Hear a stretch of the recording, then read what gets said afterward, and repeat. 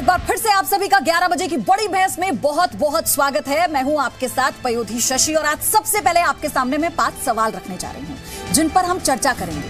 पहला सवाल आप सुनिए। पहला सवाल क्या है? क्या राहुल को अमेठी संकट से बचाएगा वायनाड? ये पहला सवाल है जो इस वक्त मैं आपको बता रही हूं। दूसरा सवाल, क्या सुरक्षित सीट से बचेगा नामदार का भविष्य? तीसरा सवाल, अमेठी में हार का डर है इसलिए दक्षिण में घर है राहुल गांधी का? चौथा सवाल सुनिए, क्या राहुल गांधी को हिंदुओं से डर लगता है? और पांचवा सवाल ये कि क्या कांग्रेस की सियासत अल्पसंख्यकों के सहारे ही रह गई है? ये 5 सवाल इसलिए क्योंकि राहुल गांधी आज वायनाड से अपना नामांकन दाखिल करेंगे। तस्वीरें हम लगातार आपको दिखाई रहे हैं। उससे पहले उनका एक रोड शो भी वहां पर होगा जिसमें उनका साथ उनकी बहन और कांग्रेस महासचिव प्रियंका वाड्रा देगी। वो भी पहुंच चुकी हैं, तैयारी हो चुकी है, कार्यकर्ताओं का इंतजार खत्म हो चुका है। जो सुबह से 9:30 बजे का समय था वो नहीं पहुंचे राहुल गांधी, लेकिन अब इंतजार खत्म है क्योंकि वो पहुंच चुके हैं। तो चुनाव लड़ने पर स्मृति ईरानी ने एक बड़ा हमला राहुल गांधी पे कर दिया है। ये इस वक्त की इलेक्शन ब्रेकिंग, इससे जुड़ी हुई आपको हम बता रहे हैं। उन्होंने कहा कि 15 साल में राहुल गांधी ने जनता को सिर्फ बेवकूफ बनाया, जनता से सिर्फ झूठ बोला और यहां पर सत्ता का सुख भोगा। स्मृति ईरानी ने कुछ इस तरह से राहुल गांधी पर कटाक्ष किया। राहुल अपनी दूसरी सीट से उन लोगों का समर्थन लेकर लड़ने की तैयारी कर रहे हैं जो देश के टुकड़े होने की बात करते हैं। उन लोगों के साथ समर्थन लेकर चुनाव लड़ने का प्रयास कर रहे हैं जो आतंकित करते हैं लोगों को, कि जो पॉलिटिकल सीजन और पॉलिटिकल रीजन देखकर जनेऊ धारण करते हैं। वो आज वायनाड में क्या बतलाएंगे वहाँ की जनता को? वायनाड की जनता को तो मैं सचेत करना चाहती हूँ कि अगर सांसद के रूप में राहुल गांधी की क्षमता को देखना है तो आकर कभी अमेठी की बदहाली देखिए। वो व्यक्ति जो 15 साल तक अमेठी को छलता रहा, अब आपके आंगन में आए हैं आपको छलने।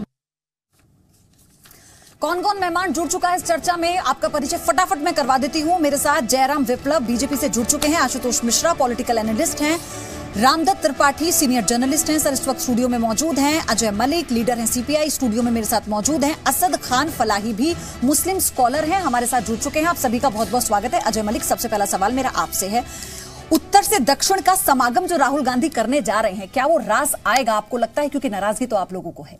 बात रास की नहीं है। बीजेपी कांग्रेस जो है 1990 से कंफ्यूज है कि किस तरह से लड़ना है, कि संप्रदाय शक्तियों से फांसीवाद से कैसे लड़ा जाएगा। कभी बीच कांग्रेस करती है सिर्फ हिंदुत्व की बात करती है, कभी के अपना वोट पूरा का वोट त्रिपुरा में बीजेपी को ट्रांसफर करती है। केरला के अंदर बीजेपी कांग्रेस को सपोर्ट करती रही 30 साल तक। आज को कंफ्यूजन ये रहा कि हमारी लड़ाई किसके साथ है।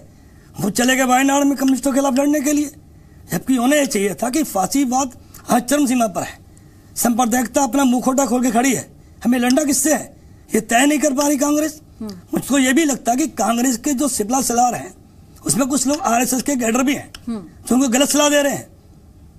उनको कभी सॉफ्ट हिंदुत्व की बात करते हैं, कभी जनों की बात करते हैं। तो भटक गए हैं क्या राहुल गांधी मुद्दे से? राहुल गांधी पूरी कांग्रेस भटकी हुई है। आज का चुनाव किसी मुद्दे पर चुनाव नहीं हो रहा, हिंदुत्व पर चुनाव हो रहा है, नोटबंदी पर नहीं हो रहा, जीएसटी पर नहीं हो रहा, पुलवामा की बात करते हैं। आपने कहा कि जमीन से कैसे चुनाव लड़ा जाता है, वो हम राहुल हम दिखाएंगे। हम कैडर बेस्ड पार्टी तो कह रहे हैं कि जमीन से हम कांग्रेस की तरह हवाबारी पार्टी नहीं है। हाँ। हमारा केरला में कैडर बेस्ड पार्टी है। हमारा कार्यकर्ता घर से रोटी लेकर काम करता है, हमारा कार्यकर्ता पैसे लेकर काम नहीं करता।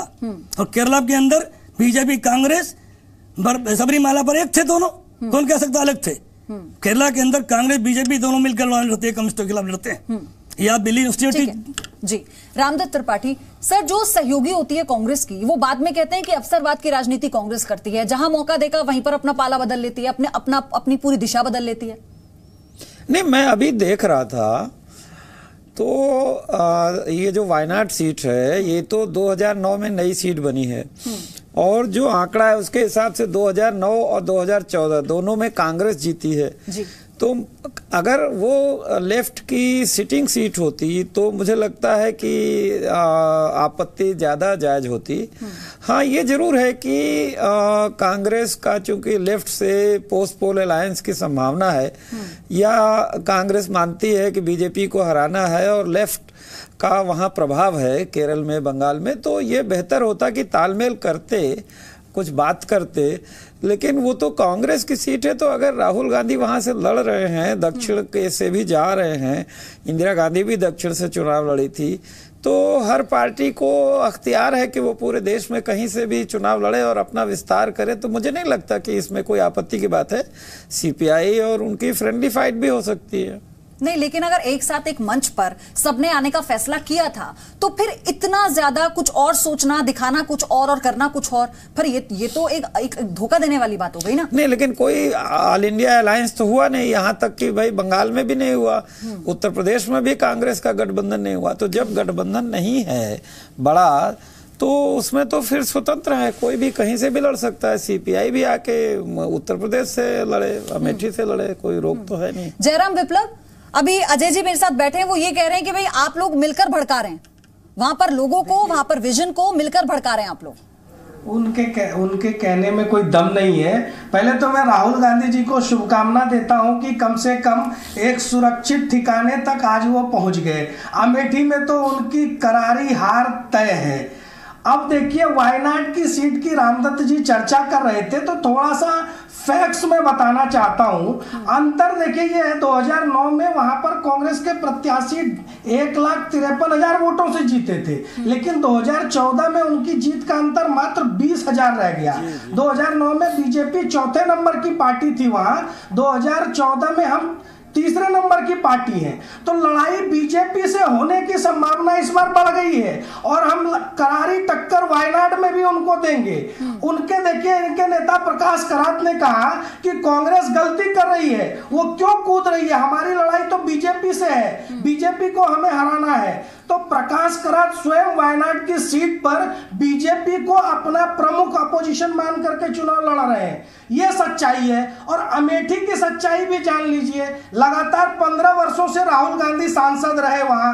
2009 में 3.5 लाख तो सब जानते हैं। जयराम विप्लव, आपने भी तो प्रदेश अध्यक्ष को फिर वायनाड से लड़ा दिया ना, आप लोगों ने भी तो इंतजार किया। लेकिन मेरा सवाल यह है कि अगर राहुल गांधी ने जोखिम लिया है, छोटी सी बात और कह दूं, पिछली बार जी महज 15 दिनों की तैयारी में चुनाव लड़ी थी, ठीक है, और इतनी करारी टक्कर दी। इस बार तो राहुल गांधी की हार तय है। जी जी, ठीक तो है। मैं ये कह रहा हूँ कि अगर 2014 खोजने में कामयाब रहे। विप्लव जी, अगर 2014 में आपका कहना है कि मार्जिन कम था कांग्रेस की जीत का, केवल 20,000 से जीते, तो राहुल गांधी ने ये जोखिम लिया है, तो उसमें आपको प्रॉब्लम क्या है? मुझे लगता है बीजेपी के नेताओं को भी ऐसी जगह से लड़ना चाहिए, इसी तरह मुरादाबाद या रामपुर वगैरह से लड़ना चाहिए, जोखिम लेना चाहिए, संभल में लड़ना चाहिए आपको। क्यों दिक्कत? हमें कोई आपत्ति नहीं है। क्यों आप सुरक्षित सीट से बनारस से क्यों लड़ते हैं, गांधीनगर से क्यों लड़ते हैं? प्रकाश करात 30 साल से आप कांग्रेस को वोट देते आ रहे हैं केरला में, है ना कि राहुल गांधी ने भी फिर वही सोचा। वो तो हर नेता की बात कर सकते हैं। वही मैं कह रहा हूं, अगर हमें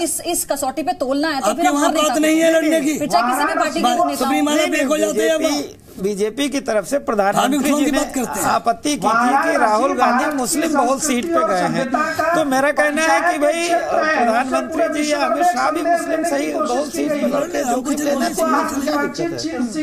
ये तो एक लोकतंत्र में स्वस्थ परंपरा है कि जहां हमारी जात बिरादरी के लोग नहीं है वहां से हम चुनाव लड़ने जाएं, ये तो अच्छी बात है। नहीं, लेकिन सेफर सीट से लड़ना भी तो अपनी बात है ना कि उनके लिए जो सीट थी उसी सीट से राहुल गांधी उतरे हैं और फिर उस मैदान में जाए, उस मैदान में जब मार्जिन केवल 20,000 का था और वहां उनके बिरादरी के लोग भी नहीं है, धर्म के लोग भी नहीं है, तो सेफर कहाँ है? जो लोग अपनी जात बिरादरी की सीट से लड़ते हैं, मैं तो कहता हूँ उनको भी ऐसी सीटों से लड़ना चाहिए जहां आपकी जात बिरादरी नहीं है। ठीक है, इस पर विप्लव, इस पे आपके पास आऊंगी। आशुतोष मिश्रा से भी रिएक्शन ले, सबको इन्वॉल्व करते हैं। सही बात है, बहुत दिलचस्प होगी ये चर्चा। सब संयम के साथ अगर इसमें अपनी बात रखेंगे तो कुछ अच्छा निकलेगा इसमें। आशुतोष मिश्रा, आपको क्या लगता है? आपको क्या लगता है कि क्या ये सेफर है या फिर सिर्फ इसलिए क्योंकि मुस्लिम वोट बैंक को साधना है और ये आसान होगा कांग्रेस के लिए? मेरे ख्याल से स्मृति ईरानी को जाना चाहिए, वायनाड लड़ना चाहिए उनसे, वहां पीछे जाए। क्यों अमेठी में वो लड़ रही है, उससे क्या पहली बात वायनाड से जो है। मिश्रा को सुन लेते हैं। पयोधी, पहली बात तो वायनाड के चुनाव ने एक चीज बड़े स्पष्ट कर दी है कि बीजेपी और प्रधानमंत्री मोदी खासकर जो है सांप्रदायिक ताकतें हैं, क्योंकि प्रधानमंत्री ने क्या कहा कि वायनाड इसलिए जा रहे हैं कि वहां माइनॉरिटी मेजॉरिटी में है, तो कल तक तो ये सबका साथ सबका विकास, ट्रिपल तलाक में हम इन सबका भला कर रहे हैं, ये आज हिंदू मुस्लिम कहां से करने लगे? ये पहला तो इनकी असलियत सामने आ गई इस बात पे। दूसरी बात, जहां तक केरल की बात है तो केरल में सीपीएम और कांग्रेस प्रतिद्वंदी रहे हैं और हैं, वहां पे बीजेपी का कोई अस्तित्व नहीं है। और यहाँ पे भी जो इलेक्शन जो सीट पे लड़ रहे हैं वो बीडीजेएस के हैं, बीजेपी के नहीं है। और फिर त्रिपाठी जी ने बड़ी सही बात कही कि यहाँ पे तो 20,000 आज तो आपको आपका साथ मिल गया अमेठी में, जबकि मोदी लहर थी, आपका कोई साथ देने वाला मिल गया, आप खुश हो जाएंगे। राहुल गांधी थोड़ी देर बाद केरल के वायनाड से नामांकन भरेंगे, ये अपडेट आपको हम बता दें। इसी पर लगातार हम चर्चा कर रहे हैं, पल पल की अपडेट तस्वीरों के साथ आप तक हम पहुंचा रहे हैं। और आपको बताएं कि चुनाव को लेकर, राहुल गांधी के यहां से चुनाव लड़ने को लेकर लगातार सवाल भी उठाए जा रहे हैं, कांग्रेस भी अपना तर्क इस पर दे रही है। लेकिन फिलहाल जो तस्वीर है वो ये कि आज राहुल गांधी वायनाड से अपना नामांकन दाखिल करेंगे, इसी को समझने की कोशिश हम कर रहे हैं। असद खान फलाई, मेरा आपसे सवाल ये था ब्रेक से पहले कि जब मुस्लिम वोटों की बात आती है तो ऐसा क्यों है कि सीधा तौर पर कांग्रेस से जोड़कर देख लिया जाता है? क्या अब अल्पसंख्यकों को समझने की जरूरत है कि वो सिर्फ एक वोट बैंक नहीं है? देखिए, ये तो नैरेटिव सेट किया जाता है शशि जी कि अल्पसंख्यक जो है, क्यों भागलपुर में अल्पसंख्यकों की तादाद ज्यादा है, सैयद शाहनवाज हुसैन वहां से लड़ते थे और बीजेपी के टिकट से लड़ते थे, तो अब इसको आप किस एंगल से देखेंगी? देखिए, राहुल जी का मुझे जहां तक लगता है साउथ में जाना और वहां की सीट से लड़ना माइनॉरिटी और मेजॉरिटी के पर्पज से नहीं है। वहां साउथ में कांग्रेस को मजबूत करना उनका पर्पज हो सकता है, जो मेरा ऑब्जर्वेशन है, जो मुझे लग रहा है। जैसे मोदी जी ने वडोदरा से भी चुनाव लड़ा था और वाराणसी से भी चुनाव लड़ा। वाराणसी से चुनाव लड़ने का फायदा ये हुआ कि उन्हें उत्तर प्रदेश में ज्यादा सीटें मिली।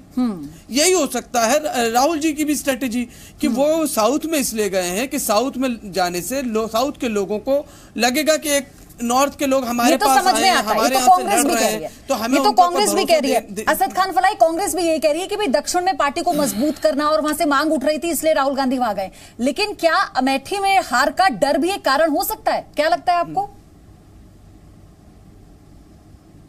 नहीं, अमेठी में हार का कोई डर नहीं है। देखिए, आपको मुझे जहां तक लगता है अमेठी में ऐसा कोई नहीं है। अभी भी जो सर्वे आ रहे हैं वो राहुल जी के ही उसमें हक में आ रहे हैं कि राहुल जी ही लीड कर रहे हैं। अब मार्जिन का हो सकता है कि last time 1 lakh something vote से जीते थे, इस बार हो सकता था कि शायद कुछ ज्यादा नहीं होता, 50,000 के, लेकिन जीत तो राहुल जी की, चूंकि पुरानी सीट है। सबसे पहले तो फलाही जी को दुरुस्त कर दें कि भागलपुर सीट में शहनवाज जी इसलिए नहीं लड़ते थे क्योंकि वहां मुस्लिम संख्या ज्यादा थी, और भागलपुर सीट का गणित आप जान लीजिए, उसके बाद आप इन सब चीजों पर भाजपा पर आरोप लगाइएगा।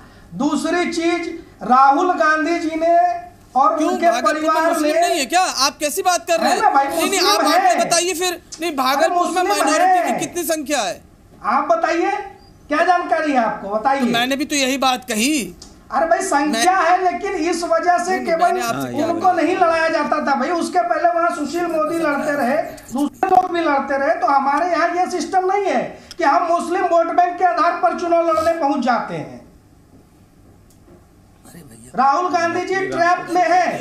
1989 में देखिए इनके कांग्रेस के जो करने की कोशिश कर रहे हैं विप्लव। अरे मैं नैरेटिव सेट तो राहुल गांधी ने किया ना जब चुनाव लड़ने वहां पहुंचे। ठीक है सर, आप दोनों को समय दे दिया मैंने। आप एक जीके टेस्ट मत लीजिए, इस पे जीके टेस्ट मत लीजिए। विप्लव सवाल, लेकिन यहाँ पर इसलिए भी मैं आपसे ये पूछना चाह रही हूँ। ठीक है फलाई साहब रुके। विप्लव, सवाल ये भी है ना यहाँ पर कि आप अगर दूसरे पे आरोप लगाएंगे तो आप पर भी तो आरोप लगेंगे ना, क्योंकि 2 सीट से चुनाव लड़ने का तो फिर ये कहा जाएगा कि प्रधानमंत्री नरेंद्र मोदी ने भी 2 सीट से चुनाव लड़ा, तो क्या वो अपनी सीट बचाना चाहते थे? प्रधानमंत्री जी तो पहली बार 2014 में 2 सीटों से लोकसभा का चुनाव लड़ रहे थे। वो अपनी कोई सीट से डर करके नहीं भाग रहे थे कि 15 वर्षों का जो मेरा कुशासन है, जो मेरा विकास में मेरी कोई रुचि नहीं रही अमेठी की, मैं उससे डर करके क्यों भाग रहा हूँ? राहुल गांधी से अमेठी की जनता पूछ रही है। सर वहां मत जाइए, इंदिरा गांधी, सोनिया गांधी भी हैं, फिर आप लोग ऐसे मत करिए। राहुल गांधी से तो सवाल ये है कि 71 में ये कोई इशू है नहीं कि हार। देखिए, ये मैं शशि जी, इसीलिए मेरी बात उन्होंने फिनिश नहीं होने दी, पहले इंटरवीन कर दिया। मैं जो कहना चाह रहा था कि ये हार और जीत का वाली बात नहीं है राहुल जी के लिए, जो कांग्रेस के लिए। अगर कोई और एक नेता होता और अगर वोट डुअल सीट से तो 2 इनका सीट से लड़ डरना रहा होता वाजिब तो मैं है। कह सकता था कि हाँ शायद एक जगह हार की उम्मीद हो, इसलिए अपने आप को सेव करने के लिए इंसान अरे फलाही जी, नैरेटिव तो राहुल गांधी सेट कर रहे हैं ना। जब एक मुस्लिम बहुल इलाके में लड़ने पहुंच रहे हैं तो किस आधार पर पहुंच रहे हैं, क्या सोच करके वो गए हैं? ठीक है, नैरेटिव तो उन्होंने सेट किया ना। अरे भाई आप हम तो केवल ठीक है, हो गया मतलब आप फलाही वहाँ पे साहब, और लोग फलाही नजर साहब, नहीं आए। आप लोग आपस में उलझ गए सर, इतना समय दे दिया मैंने आपको। ठीक है कि आपको वहाँ सिर्फ मुस्लिम नजर आए, माइनॉरिटी नजर आई, आप पूरी भारतीयों को नजर देखते आप उनको बांट रहे हैं माइनॉरिटी में, पारसियों में, सिखों में, बीजेपी की तरफ से बाकी जो पार्टियां वहां की तरफ आप सबको भारतीय देखिए, सब वोटर। तमिलनाडु भी था। सुनिए आप दोनों। अरे भैया अगर साउथ में ही लड़ना था तो तमिलनाडु था, आंध्रा था, पांडिचेरी था। अरे भैया कांग्रेस ने त्रिपुरा में भी बीजेपी को वोट दिया और केरला में बीजेपी ने कांग्रेस को वोट दिया। इसको भूलेंगे क्या हम? 2014 के चुनाव में त्रिपुरा में पूरा कांग्रेस का वोट और टीएमसी का वोट बीजेपी को गया। और केरला के अंदर पिछले 30 साल से, मैं अगर गलत ना हूं बताइए कि भी कांग्रेस का वोट कहां, बीजेपी वोट कहां जाता था? बीजेपी का एक भी एमएलए नहीं बना, सारा वोट कांग्रेस को आशुतोष देते थे। मिश्रा, किसकी गलती थी वहां? आशुतोष मिश्रा, वहाँ बीजेपी का वोट है भी। ये देखिए जो है ये केरल में कम्युनिस्टों 6% वोट है। सर ऐसे आप दोनों आपस में बात करेंगे तो फिर गैस पर हम लोग नहीं जा इनको ये याद रखना चाहिए। तो केरल की जहां तक बात है पयोधी जी, वहां पे जो कम्युनिस्टों ने एक हिंसा फैला रखी है उसके खिलाफ राहुल गांधी खुल के बोल रहे थे। तो कम्युनिस्ट उसको छुपाने की कोशिश कर रहे हैं कि बीजेपी और ये और वो। वहां पे केरल में कम्युनिस्ट और कांग्रेस पार्टी की ही लड़ाई रही है हमेशा से। और ये अभी भी राहुल गांधी ने, जब ये सबरीमाला हो रहा था, सब हो रहा था, वहां पे जब कांग्रेस के वर्कर्स मारे जा रहे थे तो खुल के जो है कम्युनिस्टों के खिलाफ बोले थे। तो ये कम्युनिस्ट बाकी बहाना बनाते रहेंगे अपने खींच मिटाने के लिए। लेकिन बात एकदम बड़ी स्पष्ट है कि यहाँ पे एक वायनाड सीट के बारे में भी कहा जाता है कि वो एक ऐसी जगह है जहाँ पे बगल में मेरे ख्याल में कर्नाटक और तमिलनाडु है। तो एक जो मैसेज भेजा जा रहा है साउथ में कि भाई ये जो है हम आपको साथ ले, हाँ, तो वो हम जो है ये राहुल गांधी एक मैसेज देना चाहते हैं क्योंकि साउथ में जो है मोदी के खिलाफ जो है बहुत लहर, आपने देखा वो चेन्नई गए थे तो वहां पे ठीक है, लेकिन इतना बड़ा रोड शो वो करने जा रहे हैं, मैसेज भेजा जा रहा है कि हम सबको साथ लेके चल। राहुल गांधी वहां पर करने जा रहे हैं तो क्या अमेठी में करेंगे फिर? अरे राहुल जी अमेठी और देखिए ये तो राहुल गांधी बताएंगे। लेकिन एक बात बड़ी स्पष्ट है, जहां तक अमेठी का सवाल बार बार उठता है कि अमेठी जब मोदी लहर थी तब राहुल गांधी जीत गए। तो अब तो ये पिटे हुए स्मृति ईरानी की अपनी खुद की तो कोई शख्सियत है नहीं। वो तो ये लोग तो 2014 में ये लोग जितना वोट जीते थे, जितने सीट जीते थे, अगर आपको याद हो तो जो है एफएम पे जो आता था एडवर्टीजमेंट, उसमें मोदी जी कहते थे कि आपका हर एक वोट मोदी के लिए से राहुल गांधी जीते। तो सर ये कहना कि कोई कंपटीशन नहीं, ठीक है वो सीट है, लेकिन कितने वोट कटे और कितना मार्जिन रहा वो तो आपको भी पता है ना। मोदी से था वो कंपटीशन, मोदी से था, स्मृति ईरानी से नहीं था। उस समय मोदी की लहर थी और वो राहुल गांधी वर्सेस मोदी था, जिसमें राहुल गांधी ने मोदी को हरा दिया क्योंकि उस समय मोदी जी कहते थे कि आपका हर एक वोट मोदी के लिए। मान लिया 2014 में मोदी लहर थी, उन्होंने कहा कि स्मृति ईरानी कोई चैलेंज नहीं थी, लेकिन आज वो जिस तरह से सक्रिय हुई हैं, अभी उन्होंने, हमने शुरुआत में बताया था, उन्होंने कहा कि 15 साल सिर्फ सत्ता सुख भोगा है राहुल गांधी ने और कुछ नहीं। देखिए ये सही है कि स्मृति ईरानी ये हारने के बावजूद लगातार अमेठी जाती रही हैं, लेकिन अभी आंकड़े हम देख रहे थे तो राहुल गांधी उनसे ज़्यादा गए हैं, एक बात।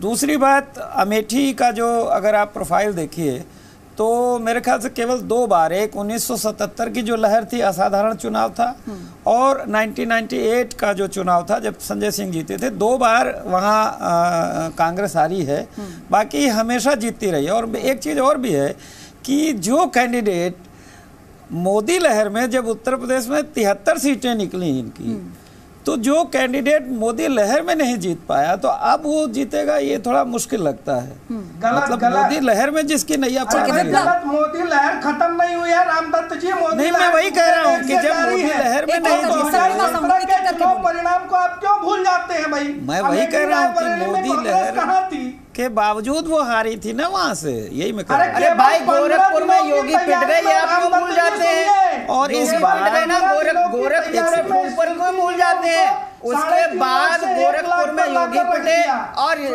कैराना में आप पिटे, फूलपुर में मौर्य साहब पिटे, ये क्यों भूल जाते हैं? आपके बड़े बड़े नेता ध्वस्त हो गए उसके बाद सत्ता में रहिए, सत्ता में रहिए। और जहां तक आप अमेठी की बात कर रहे हैं, सुनिए एक एक करके सब अपनी बात चुनने वाले ने इसमें क्या कहा, 12 सीट जो है आगे नहीं बढ़ा सरकार। मुझे लगता है कि इस बार नहीं हो रही, तो वैसा ही अमेठी में बीएसपी और वहां जो गठबंधन काफी अच्छा होने दिया, ये मोदी ने खुद बताया है। इस बार अमेठी जनता समझ गई है कि उनके असली दुश्मन बीजेपी है, और ये इसीलिए बेचारे हिले हुए हैं, अपनी सीट को बचा नहीं पाते, दूसरी की सीट पे बात करते हैं। घोषणा पत्र ले आए हैं, चीफ मिनिस्टर 20 साल से हारे थे, जनता की आंखें खुल गई हैं। ठीक है, मतलब आप सुनिए बात चर्चा और भी गैस से करनी है। अमित शाह भी भाग गए, अमित शाह जो कि अपने को चाणक्य कहते थे यूपी का, हिम्मत नहीं हुई कि यूपी से चुनाव लड़े, भाग गए गांधीनगर की सेफ। अखाड़ा थोड़ी चल रहा है, तस्वीरें हम दिखा रहे हैं राहुल गांधी की रैली की, वो भी थोड़ी देर बाद शुरू कर देंगे। सर काम डाउन, चिल होकर पिछली बार एंटी बीजेपी वोट बहुत स्प्लिट हुआ था, सपा अलग लड़ रही थी, बसपा अलग लड़ रही थी, कांग्रेस अलग लड़ रही थी। इस बार कांग्रेस भले अलग लड़ रही हो, लेकिन 10-12 सीटों से ज़्यादा, 15 सीटों से ज़्यादा वो सीरियस लड़ाई नहीं लड़ रही। मेन लड़ाई वहाँ सपा बसपा का गठबंधन और बीजेपी से है। तो जो लहर पिछली बार बीजेपी के फेवर में थी, वैसी लहर नहीं दिख रही, हमें नहीं दिख रही। हो सकता है मुझे समझाइए, क्योंकि आप बार बार इस बात को कह रहे हैं। हमने चलिए यूपी के गठबंधन की बात आपने, वहाँ पे गठबंधन कांग्रेस वहां से बाहर हो गई, वहां पर उनका साथ नहीं मिला। ममता ने एक मंच पर साथ लाने की कोशिश की, वहां से भी कांग्रेस बाहर हो गई, वहां पर भी साथ नहीं मिल रहा। तो ये गैर बीजेपी के साथ साथ जो बाकी दल हैं, गैर कांग्रेसी गठबंधन बनाने की भी तो कोशिश कर रहे हैं ना। एक हाँ, वो गैर बीजेपी भी नहीं बना। देखिए, एक तो प्रधानमंत्री, कोई किसी को नेता मानने को तैयार नहीं भाई, एक तो ये प्रॉब्लम है। दूसरे, मुझे लगता है कांग्रेस को ये रियलाइज हुआ कि धीरे धीरे वो स्पेस छोड़ते जा रहे हैं, तो उनकी स्थिति तमिलनाडु जैसी हर जगह हो जाएगी। तो हो सकता है कांग्रेस इस चुनाव के बजाय अगले चुनाव के लिए भी ध्यान रखते हुए उनका जो मकसद है कि अपना नेटवर्क मजबूत करना, क्योंकि कांग्रेस का पूरा झोला झंडा ही खत्म हो गया था यूपी से। एक बार सपा से गठबंधन किया, बसपा से गठबंधन किया, तो कांग्रेस की कोशिश मुझे लगता है कि इस बार जीत से ज्यादा है अपना नेटवर्क फैलाना। तो वो नहीं चाहते कि वो सब जगह साफ हो जाए, बिहार से साफ, पूरे गंगा का जो मैदानी इलाका है बंगाल तक साफ हो जाए, वो नहीं चाहती थी। इसलिए कांग्रेस अपना नेटवर्क बढ़ाने के लिए लड़ रही है। असद खान फलाही, आपको क्या लगता है कि वायनाड सीट वाकई राहुल गांधी को वो जीत दिला पाएगी और कांग्रेस की जमीन उतनी मजबूत कर पाएगी जिसके लिए ये जो पूरी रणनीति है ये रची गई है? देखिए, मैंने तो पहले ही शुरू में अपने इनिशियल रिमार्क्स में ही कहा कि मुझे ये कांग्रेस की स्ट्रेटजी लगती है कि भाई साउथ से जाके लड़ने का फायदा ये होगा कि वो साउथ में वायनाड सीट से तो जीतेंगे ही जीतेंगे, उसके अलावा और भी उसके आसपास की जितनी सीटें हैं, चाहे केरल की हो और हो, उस सीट पे भी इसका प्रभाव पड़ेगा। इससे तो आप और दोनों ही सीट से जीतेंगे। तस्वीरें आ रही हूं मैं फलाही साहब, तस्वीरें नामांकन भर रहे हैं, अपना पर्चा भर रहे हैं राहुल गांधी। ये तस्वीरें आपके सामने इस वक्त हम दिखा रहे हैं आपको, वायनाड से उन्होंने अपना नामांकन दाखिल कर दिया है। ये तस्वीरें, ये कुछ देर के अंदर जाकर जो कागजी जब नामांकन भरते हैं तो पूरी प्रक्रिया होती है, उसके बाद अब वो रोड शो करेंगे, उसके बाद वो रैली करेंगे। कार्यकर्ता बेसब्री से इंतजार कर रहे हैं राहुल गांधी का वहां पर, क्योंकि उन्हें लगता है कि राहुल सर 1 सेकंड, आपकी आवाज क्योंकि दर्शकों तक मैं इस वक्त बड़ी खबर पहुंचा रही हूं तो वो बार बार दर्शकों के बीच जा रही है। लेकिन ये दर्शकों को हम बता दें कि इस वक्त जो तस्वीरें आप देख रहे हैं ये वायनाड से अपना नामांकन दाखिल करने के लिए पहुंचे हैं। अंदर दफ्तर की तस्वीरें हैं और ये पर्चा वो भर चुके हैं। अब कुछ साइन उन्हें कुछ पेपर्स पर करने होंगे। उसके बाद हालांकि प्रियंका वाड्रा उनके साथ मौजूद हैं वहां पर, और जो तमाम नेता हैं, लीडर्स हैं वहां के, वो भी वहां पर मौजूद हैं। और इसके बाद उनका रोड शो होगा, एक रैली करेंगे और ये भी देखना होगा कि आज वो अपनी इस रैली में संबोधन करेंगे तो क्या कहेंगे, क्योंकि कई तरह के सवाल यहां पर राहुल गांधी को लेकर, कांग्रेस को लेकर, तमाम विपक्षी जो और पार्टियां हैं या फिर ये कहे बीजेपी साफ तौर पर उठा रही है। लेफ्ट का अपना साफ तौर पर ये कहना है कि हम सिखाएंगे राहुल गांधी को जमीन पर चुनाव कैसे लड़ा जाता है और ये उन्होंने हमें हराने के लिए किया है लेकिन हम ऐसा होने नहीं देंगे। वहीं बीजेपी ये कहती है कि अमेठी में अपनी जमीन खोती हुई देख रहे हैं राहुल गांधी, इसलिए नई जमीन की तलाश वायनाड से राहुल गांधी ने की है।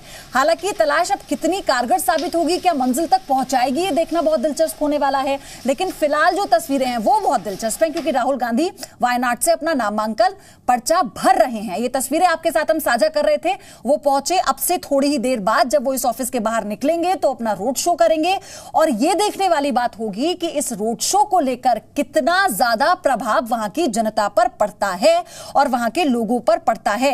ये अपने आप में बड़ी बात है। और आपको यह भी बता दें कि वायनाड वोट बैंक के लिहाज से इसलिए खास हो जाता है क्योंकि वहां पे अल्पसंख्यक बहुत ज्यादा है, खासतौर पर मुस्लिम वोटर, ईसाई वोटर। और अगर मुस्लिम वोटों की बात आए तो कांग्रेस के लिए कहा जाता है कि वो छेड़ना भी नहीं चाहती है किसी भी मुद्दे को, ऐसे मुद्दे को जिस पर उन्हें लगे कि उसका मुस्लिम वोट बैंक उनके हाथ से जाए। तो ये तस्वीरें बहुत कुछ बयां करती हैं।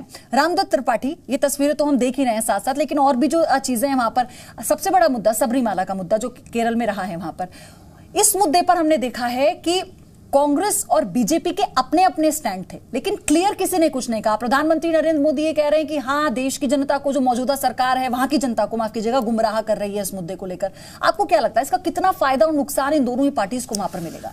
देखिए, सबरीमाला बहुत ही मतलब उसमें दो बातें हैं। एक तो यह है कि भाई कोर्ट ने एक प्रोग्रेसिव स्टैंड लिया है, दूसरी तरफ यह है कि वहाँ की परंपरा का अपना सवाल है।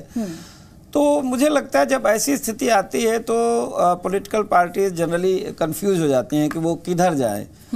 और वहाँ की सरकार ने एक प्रोग्रेसिव स्टैंड लिया, कोर्ट के फैसलों को लागू के पक्ष में किया, लेकिन अब बीजेपी और कांग्रेस का अपना एक, मुझे लगता है बीजेपी तो खुल्लम खुल्ला कोर्ट के फैसले की आलोचना कर रही है, कांग्रेस थोड़ा सतर्क होगी। मुझे लगता है कि इस चुनाव में उस मुद्दे का कोई बहुत ज्यादा महत्व नहीं होगा। ये देश का चुनाव है। जो लोग वहां पे प्रदर्शन जो हुआ, लोगों का गुस्सा जो हुआ, तो पी विजिलेंस सरकार पर क्या उसका मतलब लगता है आपको प्रभाव देखने को मिलेगा थोड़ा बहुत भी?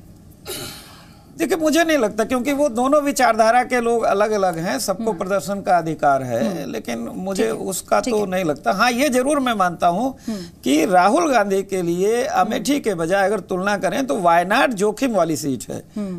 वायनाड में जाके उन्होंने एक रिस्क लिया है, भले उसका दक्षिण भारत में प्रभाव पड़े, लेकिन वायनाड सच में उन्होंने एक रिस्क लिया है, क्योंकि जहां तक माइनॉरिटीज का सवाल है, लेफ्ट पार्टीज भी उनके लिए सर, क्योंकि कहा जाता है कहीं बेहतर हैं, कहीं बेहतर उत्तर से दक्षिण में जो वोट बैंक है, जो वोटर है, वो अलग सोचता है, वो अलग बातें सोचता है। उसके लिए अगर हम ये कहें कि उत्तर में हम हिंदू मुस्लिम मुद्दे को लेकर अगर वोट करते हैं लोग, तो दक्षिण के अपने अलग मुद्दे होते हैं। अजय जी, इस पर मुझे आप समझाइए। दक्षिण में शिक्षा और जागरूकता भी ज्यादा है, ये भी एक फर्क है। अंदर 99% लोग पढ़े लिखे हैं और सरकार प्रगतिशील सरकार है। हम भी चाह रहे थे कि कांग्रेस चुनाव से 6 महीना पहले सांप्रदायिकता पर अपना विचार प्रकट करती, क्या करना है। अब खासकर वामपंथ तो प्रगति शक्तिशालियों के साथ मिलकर चलती चुनाव में, तो नक्शा अलग होता। लेकिन कांग्रेस में मुझे लगता है कुछ लोग पिछले चुनाव की तरह संघ के लोग भरे हुए हैं। पिछली बार 100 लोग मेंबर पार्लियामेंट आरएसएस। सर, एक और सवाल, आप कड़ी चुनौती होंगे इस सीट पर या बीजेपी राहुल गांधी? बीजेपी तो कुछ है ही नहीं केरला में, वो तो बीजेपी कांग्रेस का वोट देगी। चलिए विप्लव, बड़ा आरोप लगा रहे हैं बार बार आप पे। लास्ट छोटा सा कमेंट दे दीजिए, मुझे ब्रेक लेना है। पयोधी, इसी प्रकार की भाषा में ममता बनर्जी भी बात करती थी, इनकी सहयोगी, वो भी यही कहती है बीजेपी कुछ नहीं है। और बंगाल और केरल के लोकसभा चुनाव में रेलवे मंत्री रही आपकी। अरे सुनो यार, बीच में मत करते हो, सुनो। आपकी मंत्री रही आपकी सरकार में। महागठबंधन बना रहे थे, अभी महागठबंधन आप बना रहे थे ना उनके साथ, तो बंगाल की जो भाषा है वही केरल की भाषा है, और इनको वहाँ की जनता जवाब देगी लोकसभा चुनाव में। भारतीय जनता पार्टी का प्रदर्शन बंगाल और केरल दोनों में बहुत ही अच्छा रहेगा।